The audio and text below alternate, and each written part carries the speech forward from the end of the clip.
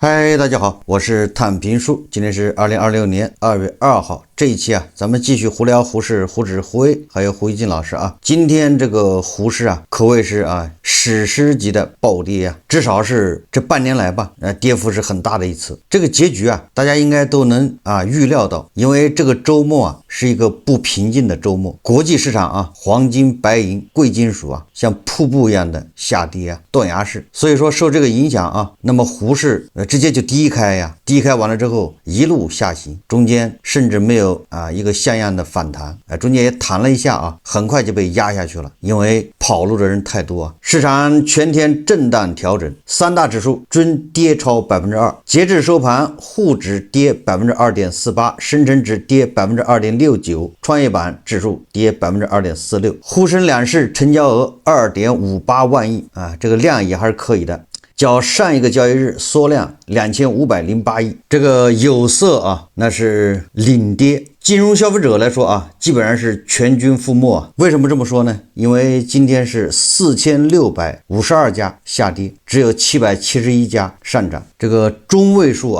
是負的 2.1%， 也就是說有一半的股票跌幅超過了 2%。 快樂總是短暫的曾經的17連陽，不知道金融消費者吃到多少肉，賬戶有沒有多一點，但是今天這個下跌一半的人跌幅是在 2% 以上，很久都沒有這麼慘烈當然了，不光是咱們胡適實際上今天整個亞太股市一個比一個差，咱們還算好的這個恆生指數跌了 2.75%， 韓國指數跌了 5.26%， 那個印尼那邊據說已經崩盤了。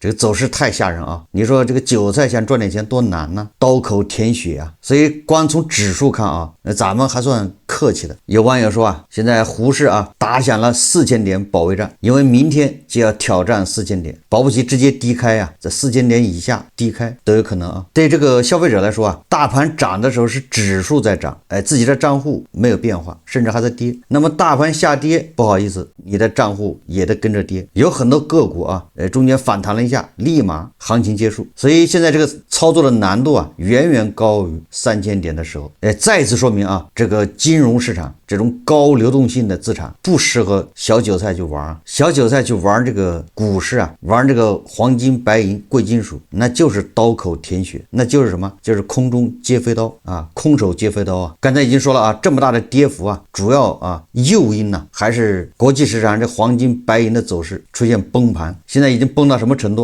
現貨白銀日內跌超 15%， 報 71.5 美元每盎司，較歷史高位回落50美元，就是現貨白銀3個交易日就抹掉了1個月的漲幅，刺激不刺激？現貨黃金已經跌到了4500美元一盎司這個還沒停住這後面還要跌到哪兒不知道周末黃金崩盤，直接帶崩全場，所以今天一開盤貴金屬板塊直接坐地跪下，黃金期貨跌停，白銀期貨跌停，對吧？胡適裡面跌停股至少有20多家，就跟這個有色這個資金跑的比摸了電門還要快，情緒傳染到大盤，指數一度砸到4013點基本上全天最低點收盤。所以說這一波追黃金的估計不少人已經重度套牢。國內的商品期貨收盤是普跌，滬银、鈀、什麼鉑金等10幾個品種集體跌停。就是今天這還不算什麼最狠的是國投白銀 LOF 居然是18億股封單封在跌停板上，18億股這個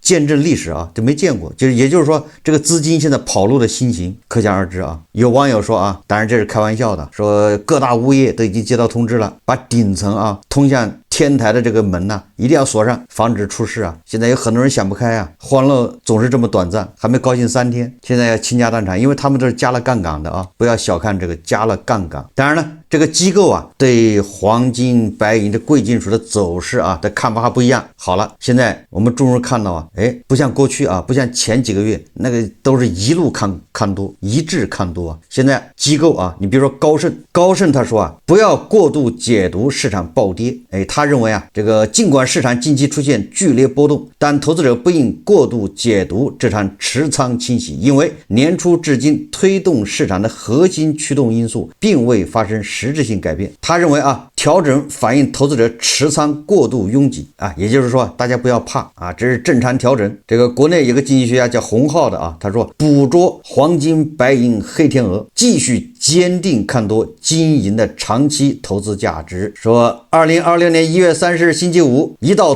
斷崖式軌跡披入歷史的紀元。這次黃金白銀史詩級矩陣的陡峭凌厲之態，令絕大多數量化模型瞠目結舌。我們見證的是一場足以載入史冊的貴金屬屠戮，一場驟然而至的殘酷的價格修正，將1月初那種近乎癲狂的拋線式狂歡攔腰斬斷。黃金本周稍早還在5600美元關口流連顧盼，卻在單日交易中狂瀉12%，白銀更是上演了統計意義上的不可能事件。說了一大堆啊，这個洪浩認為啊，繼續看多金銀的長期投資價值，這叫死多頭啊。多位受訪專家表示，當前金價處在高位，波動幅度加大，風險隨之上升，投資者需要更加謹慎。中國外匯投資研究院研究總監李剛稱，黃金的快速回落主要是情緒與基本面共同作用的結果，本輪跳水更像是對前期過熱情緒的快速修正。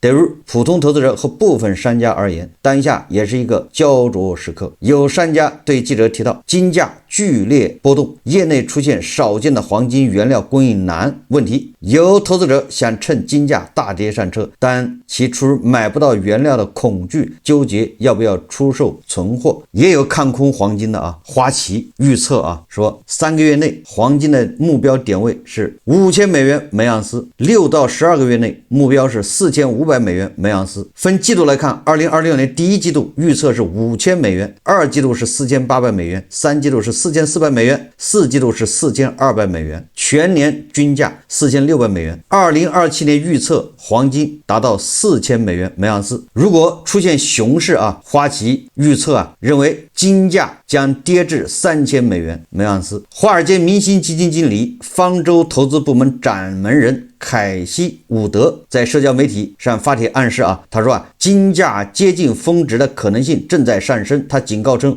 黃金的歷史性上漲是一個投機泡沫，即將破裂。他的論證基於歷史估值指標、宏觀經濟背景以及美元走勢。這個證券專家劉繼鵬啊，他說啊，黃金暴跌不要慌，各國央行都在囤，長期機會真的來了。中國政法大學劉繼鵬指出啊，儘管近期黃金價格出現劇烈下跌，市場情緒受到一定衝擊，但從長期來看，黃金向好的基本面並未改變。他認為各國央行仍在持續增加黃金儲備，以優化貨幣儲備結構。同時，美元受其高額債務規模影響，長期走弱的趨勢也難以根本扭轉。劉繼鵬建議投資者應理性看待市場波動，增強風險意識，在控制風險的前提下，關注黃金資產的長期配置價值，把握市場深度回調帶來的布局機會。這都是還有看好的啊。那我們再看看這個經濟學家馬官員他是怎麼說的，大家看視頻啊。黃金的價格只有上帝知道，為什麼？因為黃金是對不確定、對危險的一個估價。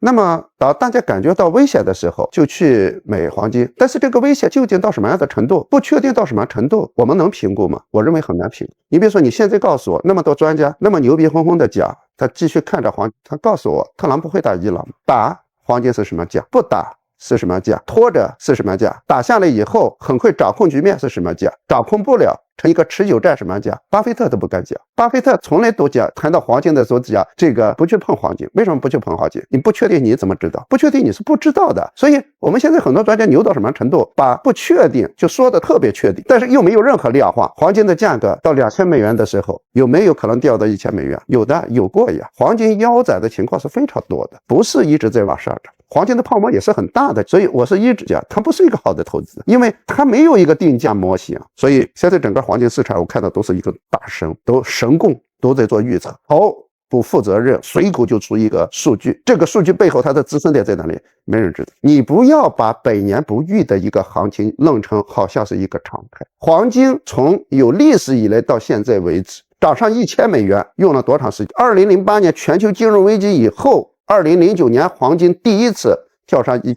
如果从这个来算的话，从人類有史以來，黃金第一次跳上$1000，用了幾千年的時間，對不對？從4000到$5000，你知道用了多長時間？100天多一點。這個速度越來越快，對吧？沒有人會預見到這個市場什麼時候崩盤，所以我覺得不要去預測價格。我仍然是那句話，哪怕黃金漲上$10,000，我都要告訴普通投資者，跟你沒關係。你能看懂嗎？你能看懂背後的邏輯嗎？你能知道它為什麼漲嗎？我堅持，第一，黃金是最爛的投資，定價邏輯非常混亂，定價邏輯非常混亂的東西不要去碰。第二點，黃金不適合普通人投資，暴漲暴跌。你現在看到的是暴漲暴跌，你沒看到。最起碼我們在過去不到20年的時間裡面，我們經歷過2波暴跌，最高09年以後到2011年到$1,900，最後掉到差點跌破$1,000。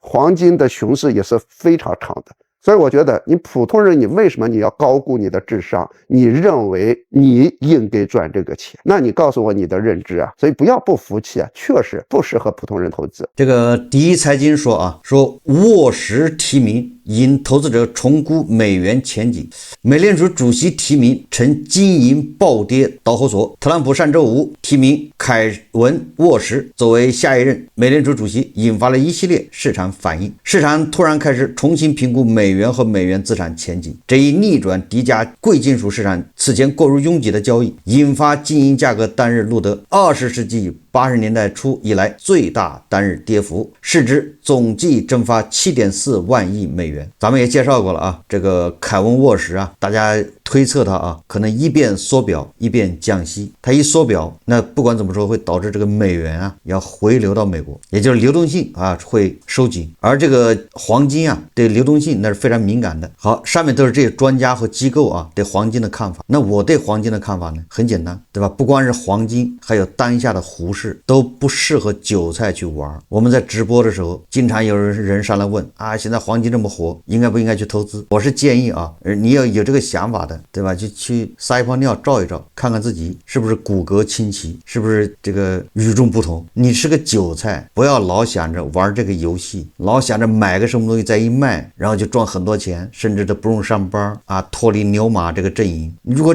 牛馬韭菜這麼容易改變命運，那哪來的這麼多牛馬和韭菜呢？就是為什麼就不能冷靜一下想一想，這種遊戲是你能玩的嗎？越沒有門檻，門檻越低，它割得越狠。不要看專家說這個黃金漲到哪兒，黃金有什麼投資價值，那是他們玩的，對吧？那是他們什麼資產配置，人家身價都是幾千萬上億的。牛馬你就一個月掙3-5千或者7-8千的，靠身體靠8個小時換錢，這個血汗錢你拿去跟人家玩，還不夠人家塞牙縫的，對吧？這個市場你要相信啊，這個市場他們不僅可以左右這個交易，它可以這個賭場啊已經被控制了，賭場被控制還不算，它還能精確的看到你口袋有多少錢，對吧？把你的口袋的錢收乾淨，等到你口袋的錢掏乾淨了之後，人家立馬就落網，一網打盡，對吧？就擱在人聲鼎沸時。哎，等到這個市場慢慢起來了，大部分阿姨大媽賣菜的送外賣的牛馬哎都進來了，差不多了，可以收場了，一網打盡。就我就不知道為什麼有那麼多牛馬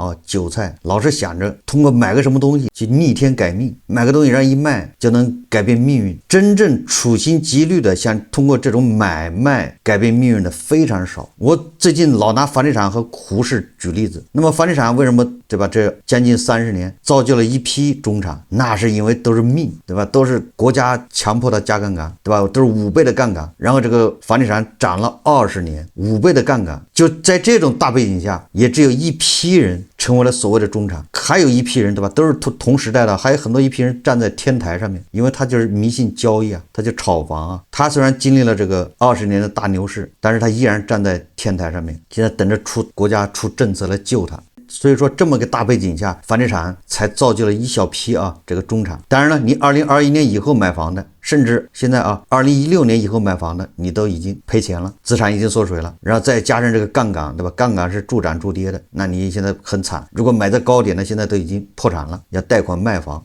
這是房地產啊。胡適呢，你想一想，胡適30多年參與胡適的人，我覺得現在是2億、2.5億，你整個的加到一起，恐怕有4億人參與過胡適啊。那你想，這4億人裡面有多少人通過胡適賺到錢的？為什麼你就不睜開眼看一看呢？這30多年，4億人參與胡適，有幾個賺到錢了？有幾個改變自己命運了？你看啊，今天這胡適跌2%幾，如果明天再跌2%幾，那不好意思，馬上就要出現踩踏，因為這個胡適裡面現在都是融資盤在玩，都是量化基金。你看每天2萬億的成交，不是什麼場外的這個小白進來了，都是大部分是場內資金啊，他們自己融資，对吧？融資盤一直創新高啊，今天跌它還能扛得住，如果明天再跌，這個幅度的跌啊，那就扛不住，它叫斬倉。一旦斬倉，不好意思，就會出現踩踏，大量的人要贖回自己的基金，開放式基金人家贖回了，不玩，什麼這個指數基金人家也要贖回，一贖回這些基金就要拋售籌碼，對吧？再次形成踩踏，你這一年掙的錢都不夠這2天造的，一下就給你沒了。我說了嘛，就是连本带利啊，一把还回去。这個市場啊，它不光是操縱，它關鍵它能看見你口袋裡多少錢，正好精準把你沒收完，對吧？你光着屁股出去，這回老實了，本來是拿着錢，對吧？拿着自己的補償金，拿着自己的這個棺材本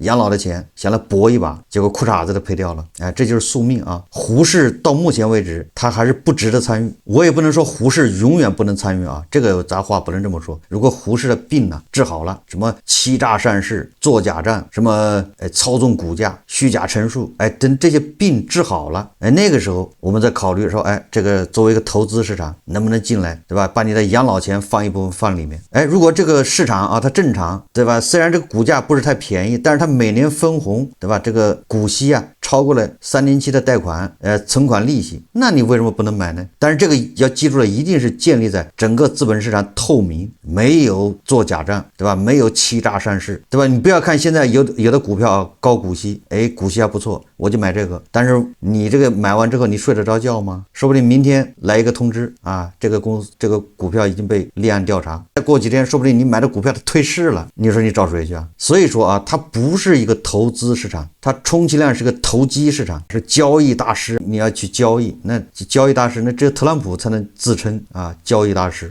你是韭菜，你談得上交易啊？你有什麼交易啊？对吧？所以说每次苦口婆心的勸呢，就作為韭菜，作為牛馬，遠離這些東西。黃金、白銀這東西跟咱們就沒關係，它愛漲愛跌隨便它。胡適呢，本來要等到他病治好了，現在他是在沙灘上建高樓，那自己玩自己。你看現在高了吧，他也害怕，不敢往上走了吧？国家隊都出來了。这好多人還在裡面炒，國家的救市資金都已經出來70%-80%了。這沙灘上建高樓，他也害怕呀，他知道啊，萬一搞到5000年、6000年垮下來，誰擔責任呢？那個時候那叫股災，對吧？統計局告訴的數字是2025年歸上工業只有外企是賺了錢的，利潤，對吧？3點幾吧。然後股份公司、國企那都是在賠錢，就沒有利潤。那怎麼你這個資本市場還能漲得那麼好？今天啊，那個沒有堅決的去救市，你比如說國家隊，對吧？社保資金，比如說拉銀行股、券商股，好像沒有。這個恐怕啊，也是上面的一個態度，有可能啊，要把股市這個重心啊往下降一降。都是聽了專家在那拍腦門，對吧？那專家拍腦門說，漲到4000年，消費就上去了。結果你看現在4000年待了好幾個月吧，消費是一天比一天差，領導都睡不着覺啊，對吧？還是回到這個3500點吧，先在那兒晃一晃，安全呢。就目前你這個基本面，你這個上市公司的業績，整個中國的啊這股份制公司它的利潤，它支撐不了你這個什麼4000年，開玩笑嘛。我為什麼一直不提倡這個咱們牛馬韭菜去什麼黃金投資啊，什麼白銀投資？你看看啊，這個是央視報道，黃金回收高價誘餌背後的連環坑。大家看視頻啊。賣金者也面臨着一些交易糾紛，不少消費者表示，在黃金回收過程中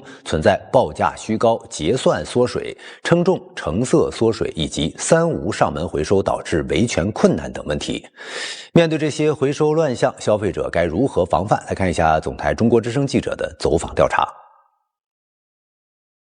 記者走訪了被稱作北京黃金水貝市場的天雅珠寶城，市場內各個經營檔口的電子屏都在實時滾動更新國際國內黃金大盤價格，金條與黃金飾品的回收報價也同步跳動變化。前幾天比如日均你能回收多少？1-2公斤吧，今天100-200個吧。黑人女的價格衝了新高，人員明顯比以往就多了很多。今天的話，價格跌下來了，明顯人少了嘛。線上二手交易平台黄金回收業務近一段時間也迎来了高峰。爱回收平台提供的數據顯示，1月1號到1月21號，平台的黃金回收業務累計回收額同比增長 146.9%。此外，轉轉平台的黃金回收業務也在近期創下新高。轉轉相關工作人員介紹，客戶出售黃金的意願和諮詢量都在直線上升。未來呢，我們預測黃金回收短期內仍然是會持續火熱，在接下來半年甚至說1年內，整個的市場呢將持續的升溫。當前黃金回收渠道多樣，包含銀行、品牌金店、專業回收商、線上二手交易平台、典當行以及小微商戶等。回收金價主要以當日黃金大盤價，也就是上交所現貨黄金基準價為基礎，再扣除一定費用。不同渠道的費用名目和金額差異較大。行業內是以這個當天的上海黃金交易所的現貨黃金的這個交易牌價作為一個定價的參考。那因為回收的這個黃金，因為還存在需要處理啊，然後線下的這些檢驗啊、人員的這些成本，那它在這個中間會收取一定比例的這個手續費啊或者服務費。對消費者來說，就可能就是在大盤金價的基礎上會減一定的這個金額，來作為最終的這個回收的這個價格。記者走訪調查發現，面對黃金交易市場的火熱，当前黃金回收涉及的消費糾紛主要集中在3方面：一是報價虛高、結算縮水，先以高價吸引，後以折舊費、提存費等名目扣款；二是稱重瘦身與成色降檔，使用不準的稱具或擅自熔金後宣稱有工藝損耗，並使用不專業的方法，比如僅用火燒，主觀判定成色偏低；三是流程3無，維權困難，部分上门回收无固定地址、无明確主體、无追溯憑證，事後難追責。遭遇類似糾紛的消費者不在少數，我們來看一下具體的案例。去年11月，遼寧瀋陽的張女士打算將家中一個款式老舊的金手鐲出手變現。她通過生活服務平台聯繫上了一家黃金回收店，商家說的明明白白，手鐲回收價在大盤金價基礎上每克減10元。張女士覺得這個價格還算合理，於是就上門交易，稱重驗金過程很順暢，錢款也及時到賬。但她回到家仔細一算賬，才發現商家承諾的價格和實際到手的錢根本對不上。賣的那個重量是11.99克，商家就是承諾大盤減10就是915回收，但是實際我收款的就是10450。當時我在店裡面就覺得10450就是11.99克的那個錢，然後我就走了，回家再核算了一遍，核算下來每克只有871，跟他承諾的回收價915差了點錢。然後我就問他怎麼事兒，他就說他當時搁計算器上面打的什麼有損耗的費用。張女士認為商家有意誤導，在她的一再堅持下，商家答應撤銷交易，但還是向張女士索取了100元所謂資金占用費。記者在黑貓投訴上發現，有類似遭遇的消費者不在少數。以黃金回收為關鍵詞檢索，平台上相關投訴量已達708條，其中線下回收的投訴主要集中在商家收取高額手續費、損耗費、收費標準不透明，以及熔金核驗後吊秤過多引發的糾紛等問題。線上回收的投訴則多為消費者寄金送檢後，商家未在規定時間打款，甚至拒不打款的情況。業內人士介紹，銀行主要回收自有品牌金條，手續費較低，但通常不回收飾品，且需預約。品牌金店能回收首飾，還能以舊換新，但是折價較高。典當行和小微商戶回收靈活，但定價和檢測流程規範性差異大，是消費糾紛高發區。消費者在與業務人員交易時要提高警惕。一種呢就是高價揽客，他先報一個高於市場價格吸引到店，實際上高價回收只是一個噱頭。後面呢他也會以純度不足啊、磨損啊、折舊啊進行壓價啊。再更嚴重一點的話呢，秤啊比如存在問題，或者在驗金的時候他自己添加進去一些雜質，然後告訴你這個有雜質啊，然後再收取手續費啊什麼的。計價方面模糊克價與盎司的單位，隱瞞提存費啊、服務費啊，然後一些隱形的這種扣費疊加，最後總價就縮水比較嚴重。消費者說，那我這個黃金，我不收了，你還給我吧。然後他說，那我已經這個都已經熔了或者上門了，你又不好意思所以就經常會有這樣子的這個回收方面的一些不是很規範的一些行為吧。伴隨着金價波動加大，黄金交易热的现象，2025年12月由中国黄金協會牽頭起草制定的《黃金以舊換新經營服務規範團體標準》發布。從服務原則、企業資質和經營管理要求、服務人員要求、場地設備要求、服務內容和流程到監督投訴，做出了全面規範。专家建議，未来需推動該團體標準成為行業共識，強化標準執行。針對後續有意賣金變現的消費者，專家提醒，切勿輕信所謂高價回收，首先要選擇正規機構出售黄金。其次，在回收前需了解當日上海黄金交易所金價、黄金纯度檢測、重量計算等常識，詳細詢問全部回收費用構成。最後是要全程監督稱重、驗金，並保留好交易凭證，確保自身權益。現在據說啊，這個菜百還各大那個黃金那個賣場那兒都是大媽在排隊幹什麼呢？賣黃金，把自己手上東西趕緊賣掉。你黃金金價在暴跌啊，大家可以刷那個視頻啊，好多啊，那個隊伍啊，在这麼冷的北京啊，那队伍都排到那個商場外面來了。當然呢，有人賣，也有人在買啊，也有人排隊在買。所以我一直說啊，你這黃金啊，你就當做一個消費。